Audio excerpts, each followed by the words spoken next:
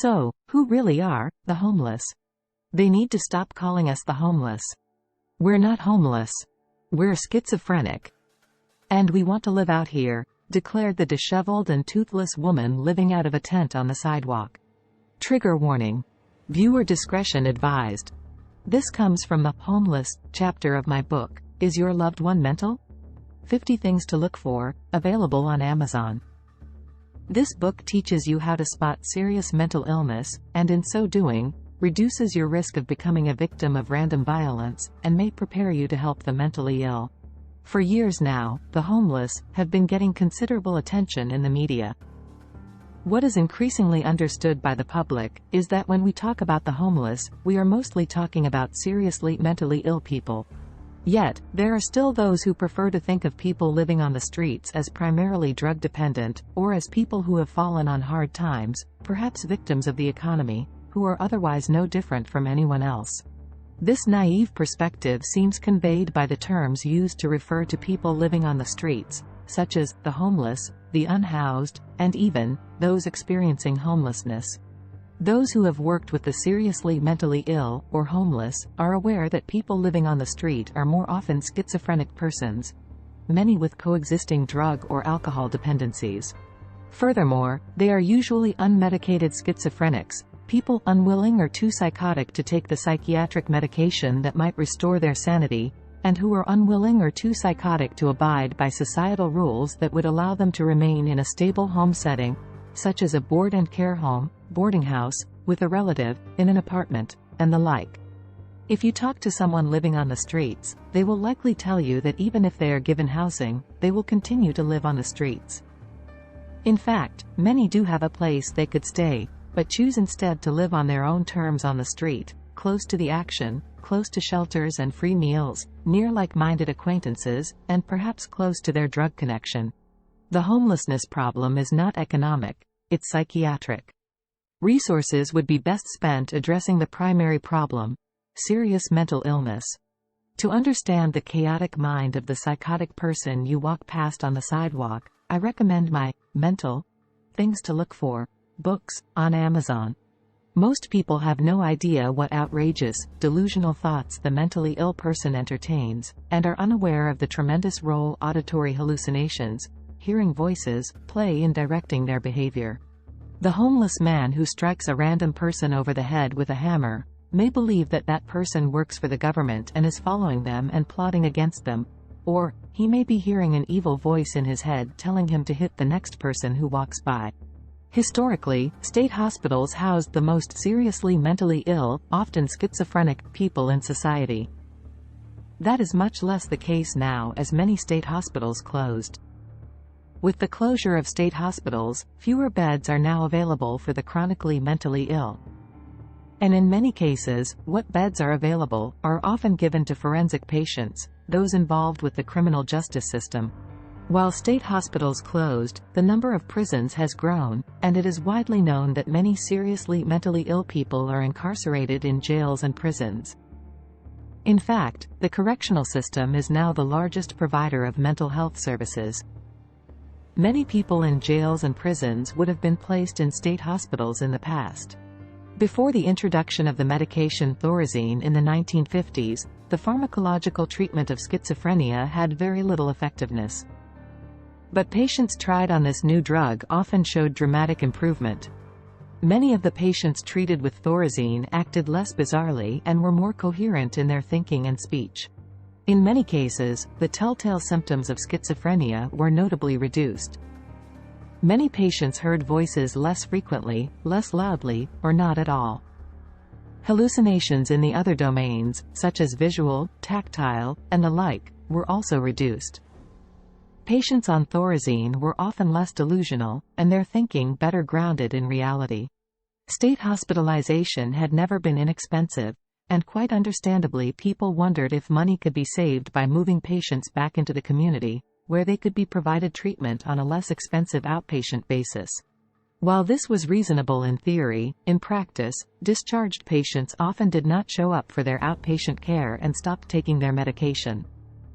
While it may have initially reduced costs, namely the housing and treatment of a patient in a state hospital, it has and will likely continue to be associated with more significant costs. Many of the patients moved back into the community who stopped taking the antipsychotic medication that had restored their sanity, came to live on the streets, and became what we now call the homeless. People with schizophrenia are often hypersexual and impulsive. Many engage in casual sex, often with similarly disturbed individuals. No longer on mandatory birth control within a state facility, this has no doubt given rise to offspring with a high genetic loading for schizophrenia, thus increasing its incidence. People with schizophrenia often come to the attention of law enforcement. Many schizophrenics living on the streets are arrested for infracting laws and spend time in jail.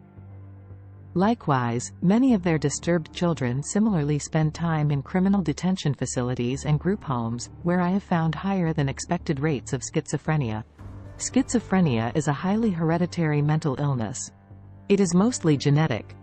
We know that it is primarily a genetic disorder because much higher rates are found among identical twins than fraternal twins. We also know that it is not entirely genetic because not every set of identical twins has both twins developing schizophrenia. Sometimes, only one identical twin is schizophrenic.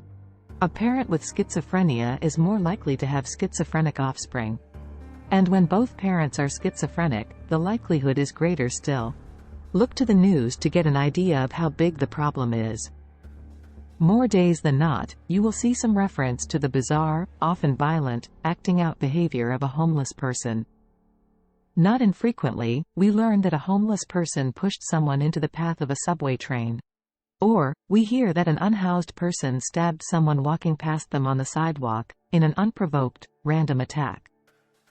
These news stories often include enough information to strongly suspect the involvement of schizophrenia, though the word schizophrenia is only sometimes mentioned.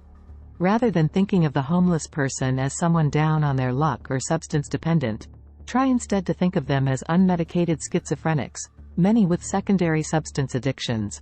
That is not to say that substance dependency is not relevant, as successful long-term mental health treatment requires that substance abuse be addressed. Still, the primary problem is major mental illness, usually schizophrenia. The use of drugs and alcohol can be understood as the unmedicated mentally ill person's self-medication. The heroin-dependent schizophrenic may continue to hear the devil telling them they are going to burn in hell while on heroin, but is less distressed by threatening, and often denigrating, auditory hallucinations while under the influence. Seeing the plight of the person living on the streets, you may say, "There, but for the grace of God go I." But unless you too have schizophrenia, there but for the grace of God does not go you. That would not be you unless you, too, had their mental illness and were unwilling or too psychotic to comply with treatment for it. Treatment likely offered multiple times. Schizophrenic people often deny that anything is wrong with them and refuse treatment. One of the most common features of schizophrenia is paranoia. Unfortunately, it is their paranoia that makes rendering treatment more difficult. The paranoid person may believe that the psychiatric medication offered them is poison, and that the mental health workers encouraging them to take it are trying to harm them. They may insist that there is nothing wrong with them, believing instead that something is wrong with those who think something is wrong with them. Refusing treatment for schizophrenia can lead to a hazardous lifestyle, often ending in an early death. Living on the streets is very hazardous to one's health. All sorts of bad things can and do happen. Many schizophrenic women have told me they were raped while living on the streets. Many mentally ill men have said they were severely beaten by gang members, drug dealers, and other mentally ill homeless people. The mentally ill will sometimes eat food from dumpsters, and consumption of dumpster food can leave them very ill. Many schizophrenic women will support themselves through prostitution and then contract sexually transmitted diseases, HIV, hepatitis, and the like. With confused, disordered thinking, many living on the streets pass away from exposure to the elements, especially hypothermia. The homeless panhandler may ask you for spare change, for food, money usually used instead for drugs and alcohol. You might give the panhandler money even though you suspect it will be used for intoxicants. Why might you give them cash? Maybe you think that that could just as easily be you on the streets, and you hope that kindness would be offered you, were that the case. At a more superstitious level, you may unconsciously believe that showing kindness reduces the chance that this outcome will befall you. In the same way that people over the millennia have offered sacrifices unto the gods to curry their favor, you may make a similar gesture in hopes that it will protect you from the street person's lot in life. The next time you see a homeless person, think of them in terms of their likely primary problem, schizophrenia, and less in terms of any secondary issue, such as drug or alcohol dependency. The alcoholic or drug-dependent person who is not also seriously mentally ill will seldom become the person we see living on the streets. For more on this and to learn to spot schizophrenia, I recommend the Mental Things to Look For books on Amazon.